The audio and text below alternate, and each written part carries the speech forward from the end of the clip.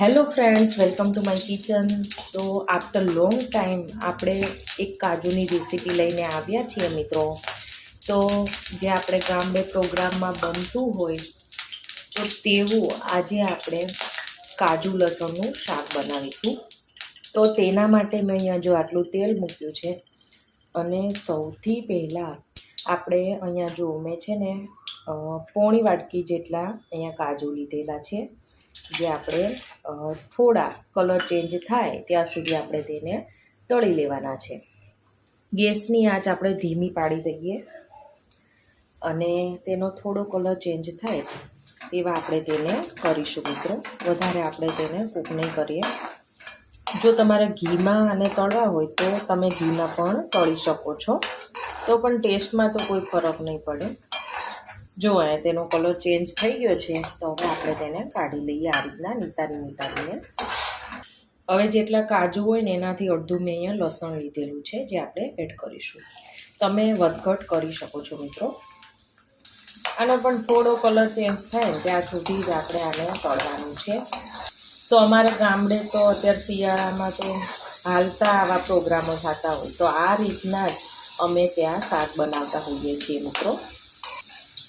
જો આ રીતના થોડું આ રીતના સતળાઈ જાય એટલે હવે આપણે તેને કાઢી લઈશું મિત્રો. વધારે આપણે નથી આને સાંતળવાનું.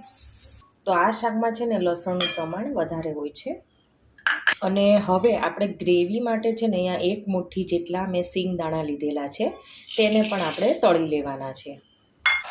આ સિંગદાણાને તળીને એડ કરવાથી તેનો ટેસ્ટ વધી જશે અને આપણે જે આમાં ગ્રેવી કરવાની છે ને એકદમ સરસ એવી ઘટ્ટ બનીને તૈયાર થશે. તો ટેસ્ટની સાથે સાથે આપણને શાકમાં ગ્રેવી છે ઘટ્ટ કરવાનું કામ પણ આ સિંગદાણા કરે છે. તો ખૂબ જ સરસ એવો આનો ટેસ્ટ આમાં લાગતો હોય છે. જો આ રીતના મેં તળી લીધેલા છે, હવે આપણે કાઢી લઈશું. હવે છે ને જો ગ્રેવી માટે મેં અહીંયા એક લીલું મરચું, 8 થી 9 નંગ જેટલી આ લસણની કળી અને થોડા અહીંયા કાજુના ટુકડા, અહીંયા આદુના ટુકડા લીધેલા છે. 2 નંગ મેં અહીંયા ટામેટાને કટ કરીને લીધેલા છે. અહીંયા મેં 2 ડુંગળીને આ રીતના કટ કરીને લીધેલી છે. અને તેની સાથે સાથે અહીંયા જોવા સૂકા આપણે જે લાલ મરચાં આવે છે તે લીધેલા છે, જે આપણે બધું આમાં એડ કરીએ. બધું એક સાથે જ આપણે એડ કરી દઈશું. તો ખૂબ જ સરસ ફ્લેવર અને ખૂબ જ સરસ એવું આનાથી આપણી ગ્રેવી છે ને ખૂબ જ સરસ એવું ટેસ્ટ આવશે, ખૂબ જ ટેસ્ટી બનશે. અને આપણે આ જે મરચાં નાખ્યા છે એનાથી આપણો જે આ શાકનો કલર છે ને ખૂબ જ સરસ આવશે. થોડા ટામેટાં ડુંગળીના બધું એડ કર્યું છે ને એ થોડું ચડી જાય ને ત્યાં સુધી આપણે તેને કૂક કરવાનું છે.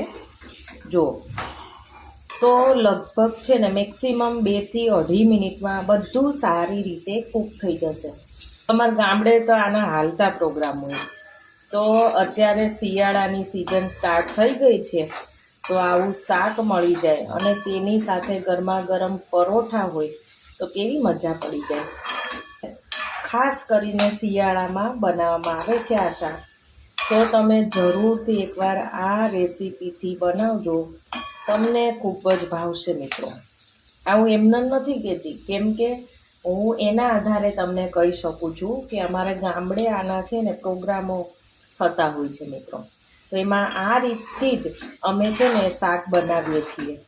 તો જો આપણે જે નોર્મલ ગ્રેવીમાં કેવું કે ટામેટાની ગ્રેવી, ડુંગળીની ગ્રેવી હોય એને સાવ આપણે ચોળવીએ, તો તેવી હાવ આપણે આને નથી કૂક કરવાના. જો આવા અધકચરા થઈ જાય ને થોડા સંકોચાઈ જાય બસ ત્યાં સુધી જ આપણે કરવાના છે. હવે ગેસની ફ્લેમ બંધ કરી દઈશું અને આ બધાને આપણે ડીશમાં આ રીતના કાઢી લઈએ મિત્રો. જો એટલે જે કાંઈ એક્સ્ટ્રા તેલ હશે નીચે પડ્યું રહેશે. એટલે આ જે આપણે જે કૂક કર્યું ને બધું એને આપણે ઠરવા દેવાનું છે અને ઠરી જાય ને પછી મિક્સરમાં આપણે ગ્રાઇન્ડ કરી લેવાનું છે. એટલે કે આપણે એકદમ સરસ એવી પેસ્ટ બનાવી લેવાની છે મિત્રો. તો ઘડીક ઠરવા માટે મૂકી દઈએ. શાકનો વઘાર કરીશું તો તેના માટે મેં અહીંયા 3 પાવડા જેટલું તેલ લીધેલું છે અને હવે છે ને આપણે અહીંયા માખણ એડ કરીશું મિત્રો. તો આ ઘરનું બનાવેલું એકદમ સરસ ફ્રેશ એવું આ માખણ છે મિત્રો. તમે બહારથી લાવીને પણ એડ કરી શકો છો. તો આ શાકમાં માખણનો ટેસ્ટ છે ને ખૂબ જ સરસ આવે છે, તો જરૂરથી એડ કરજો.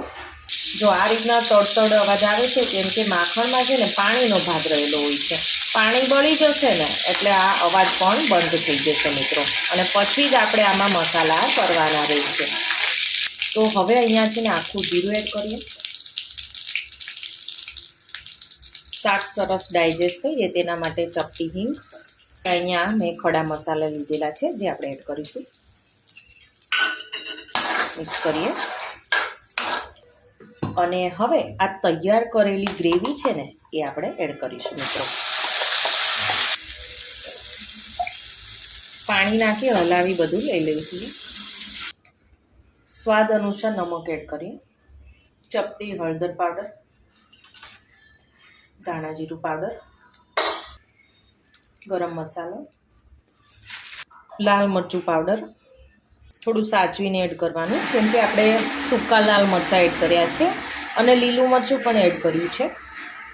હવે બધું એકવાર મિક્સ કરી લઈએ એટલે મસાલા પણ આ ગ્રેવી સાથે સારી રીતે ચડી જશે. આ શાક છે ને એકદમ સરસ એવું ક્રીમી બનીને તૈયાર થશે મિત્રો. આમે એકવાર બનાવશો ને ખાતા રહી જશો, એટલું સરસ આ બનીને તૈયાર થાય છે. જો આ રીતના થોડી ગ્રેવી ઉકળી જાય ને પછી આપણે તેમાં લસણ એડ કરીશું. જો આ રીતની ગ્રેવી ઉકળી જાય ને એટલે હવે આપણે કાજુ એડ કરીએ. મિક્સ કરીએ. અને હવે અહીંયા છે ને મેં આ ઘરની ફ્રેશ મલાઈ છે જે રાખી હતી તે આપણે એડ કરીશું. 2 ચમચી જેટલી છે, બધી આપણે એડ કરી દઈએ. એટલે મેં અહીંયા છે ને સ્ટાર્ટિંગમાં તેલ ઓછું ઉમેર્યું કેમ કે આપણે મલાઈ એડ કરવાની હોય તો તેમાંથી પણ તેલ છૂટું પડતું હોય છે. તો એકદમ ક્રીમી એવું આ શાક બનશે મિત્રો. થોડું કાશ્મીરી લાલ મરચું એડ કરીએ.